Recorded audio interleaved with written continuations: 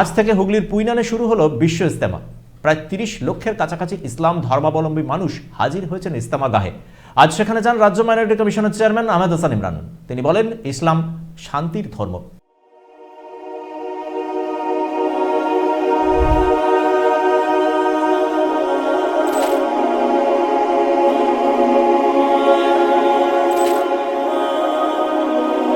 হুগলির পুইনানে বিশ্ব ইজতেমা শুরু হলো আজ থেকেই।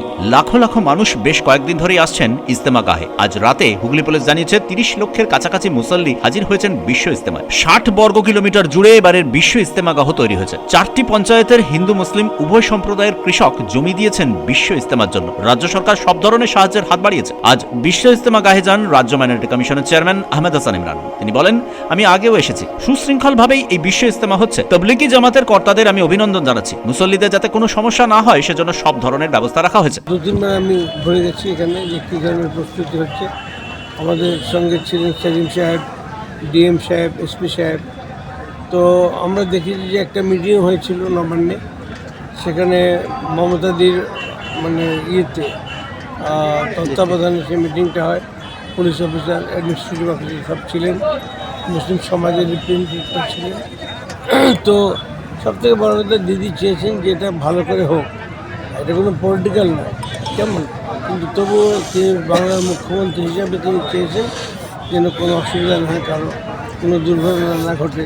সেজন্য খুব ভালো ব্যবস্থা করা হয়েছে। যেটা করা হয়েছে, ফায়ার ব্রিগেডের ব্যবস্থা করা হয়েছে, পানির ব্যবস্থা করা হয়েছে, বিদ্যুতের ব্যবস্থা করা হয়েছে। এটা খুব দারুণ জিনিস হয়েছে বলে আমি মনে করি। এবং সরকার সহযোগিতা করেছে।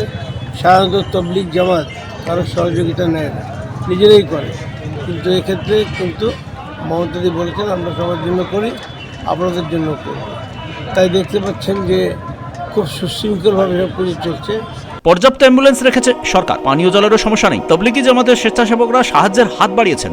দেশ বিদেশের বিভিন্ন প্রান্ত থেকে আসছেন ইসলাম ধর্মাবলম্বী মানুষ। রাজ্য মাইনরিটি কমিশনের চেয়ারম্যান আহমেদ হাসান ইমরান বলেন, ইসলাম শান্তির ধর্ম। আজকাল हेट्रेड बढ़ रहा है, नफरत बढ़ रहा है। तो हम लोग को ये करना चाहिए, इतना लोग यहाँ पर है और हिंदू भाई लोग भी हम लोग को कोऑपरेट कर रहा है। अदरवाइज तो ये इस्तेमा नहीं हो पाता। तो हम ये कहेंगे कि इंशाल्लाह हम लोग को जो करना पड़ेगा कि हम लोग ये मैसेज देना चाहते हैं, देखो भाई, इस्लाम शांति के रिलीजन है, पीसफुल अमन के रिलीजन है, पीसफुल है। और हम लोग मुसलमान लोग किसी के लिए ख़तरा नहीं है, बल्कि हम लोग चाहते हैं कि हम लोग अच्छा तरह से हम लोग अपने देश में, अपने राज्य में दिन गुजारें और हम लोग जो ह्यूमैनिटी है उसका भी सेवा करें।